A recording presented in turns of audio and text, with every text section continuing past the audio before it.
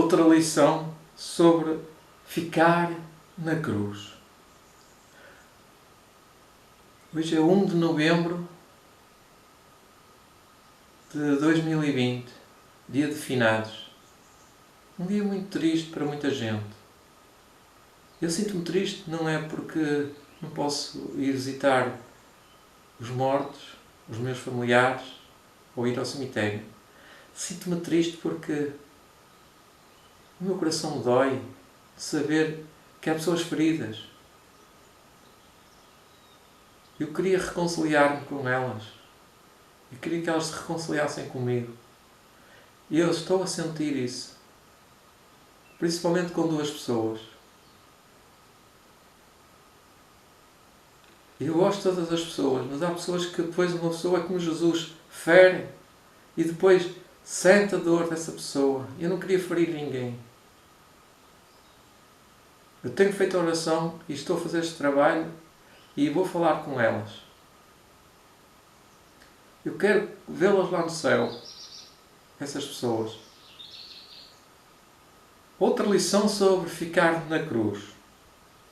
E os que passavam blasfemavam, dizendo dele. Assim meneando a cabeça, assim, não. Assim as suas cabeças. E dizendo-lhe, tu que derribas o templo em 3 dias, e o edificas, que o derribas em 3 dias e o edificas em 3 dias, que destróis o templo e em 3 dias o edificas, salva-te a ti mesmo e desce da cruz. Marcos 15, 29 e 30.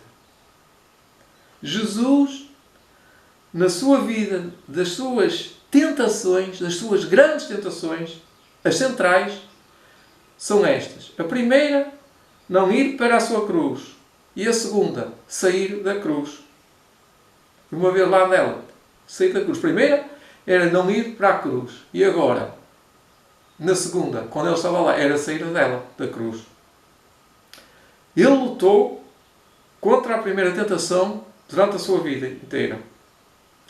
Os momentos mais revelantes desse combate aconteceu nas suas tentações, no deserto, onde Satanás lhe ofereceu todo o mundo se ele simplesmente se ajoelhasse diante de Satanás.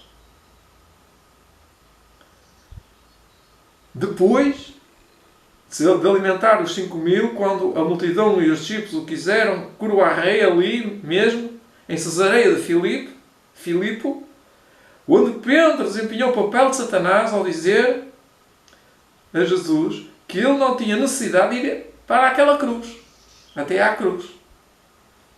E depois, em Getsemane, ocasião em que Cristo orou desesperadamente para ser libertado de ir até à cruz. Então, toda a sua vida Jesus teve grandes tentações. Esta foi a primeira tentação. Resumindo, não vás para a cruz. Tendo-se, por fim, rendido à vontade de Deus, agora, ele queria ir para a cruz. Deste modo, ele se rendeu a Deus. Cada um destes episódios foi uma tentação no sentido de evitar a cruz e de alcançar a coroa sem a crucificação. Mas não há coroa sem crucificação. Não há vitória sem sofrimento. Não há farinha sem trigo. Tem que haver sangue, tem que haver moer a farinha. Tem que haver sofrimento para alcançar a vitória. E Jesus tinha que ir para a cruz para alcançar a vitória, para alcançar a coroa da vida eterna. Para mim e para ti. Porque ele não precisava. Era por mim. A tentação nas nossas vidas segue o mesmo curso que seguiu a de Cristo.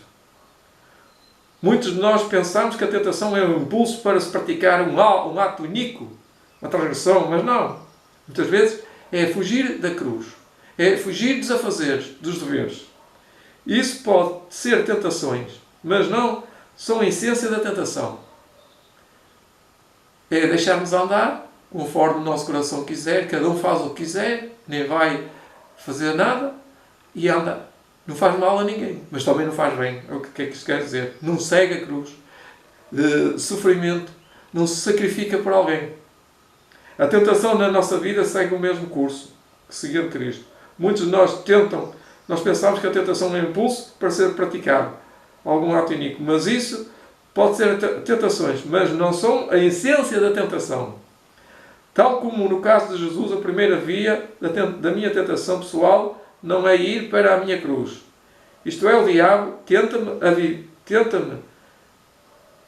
a viver a minha própria vida, ser eu mesmo e exercer a minha própria vontade em vez de entregar a minha vida a Deus e viver uma vida de serviço que representa o caráter de Deus e que cumpra a sua vontade. Quer dizer, não faça o que Deus mandou. Esteja aí sossegadinho. Não coma aquilo que Deus mandou. Coma aquilo que Deus permitiu para você comer, mas sem norma. Olha, coma à sua vontade. Diga o que quiser. Vá para o futebol de vez em quando. Sente-se aí a ver televisão durante horas. Procure distrair-se. Procure andar na sua vida do seu campo, nos seus comércios, na sua vida cotidiana, distraído. É evitar a cruz. Como diz aqui, viver uma vida de serviço que representa o caráter de Deus e cumpra a sua vontade. Evitar a cruz é para todas as pessoas a primeira tentação, a primeira grande tentação. Mas depois vamos para a cruz. Depois sacrificamos. E depois metemos em trabalhos. Contudo, tal como Jesus, o único caminho para a vida eterna é morrer para o eu. É ir para a cruz. Pois, desde que comecei a guardar sábado, desde que comecei a fazer os meus deveres, desde que comecei a fazer uma alimentação saudável, desde que comecei a fazer, é uma cruz. Porque depois o eu está sempre a dizer, não faças assim. Faz como aos outros. Os outros até fumam, tu não fumas.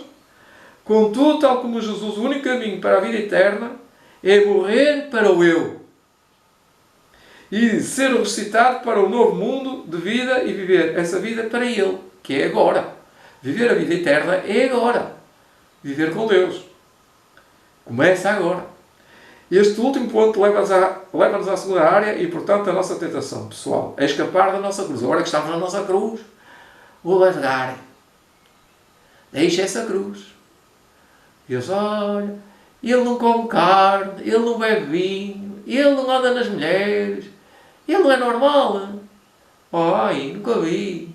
Sai daí, olha, sai daí, sai da cruz que eles vão fazer. Quando finalmente nos decidimos avançar com a nossa cruz pessoal e a viver a vontade de Deus, o diabo persegue-nos então constantemente para que abandonemos a nossa cruz. Pois estamos sempre a ouvi-lo e demos às pessoas que nos incomodaram ou que nos maltrataram exatamente aquilo que elas merecem. Às vezes apetecia-me chegar a vencer essas pessoas, são pessoas que não têm mínima consideração por nossa situação. Mas enfim, eu estou a dizer no geral, não é? Não quer dizer que esteja a passar isso na íntegra. Mas sente-se uma angústia quando alguém nos abandona, quando alguém não nos compreende, quando alguém nos abandona. É muito difícil, pá. Eu sinto isso é uma angústia. Isso persegue-nos diariamente. Então, quando nós não conseguimos os nossos objetivos, quando temos um objetivo, por exemplo, de ter eu vou falar de um carro, porque não é isso que eu quero, nem. Às vezes falo como modelo, como exemplo. Quem me dera ter um carro semelhante ao fulano tal, ao Futre, para não dizer outros nomes sonantes, ao Cristiano Ronaldo. Pronto, mas ele tem 7 carros.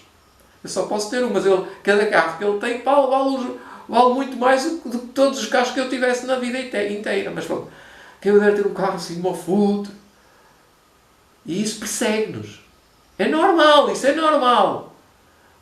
Então nós somos tentados a possuir, a sair. Assim, que injustiça, pá, que injustiça. Eu até penso que há pessoas que são mais injustiçadas assim. Há pessoas que não têm internet, que não têm um telemóvel, que não têm um computador, que não têm uma máquina fotográfica, que não têm nem sequer uma esferográfica, que não têm um livro de Ellen White, que não têm um tremensário, que não têm uma Bíblia.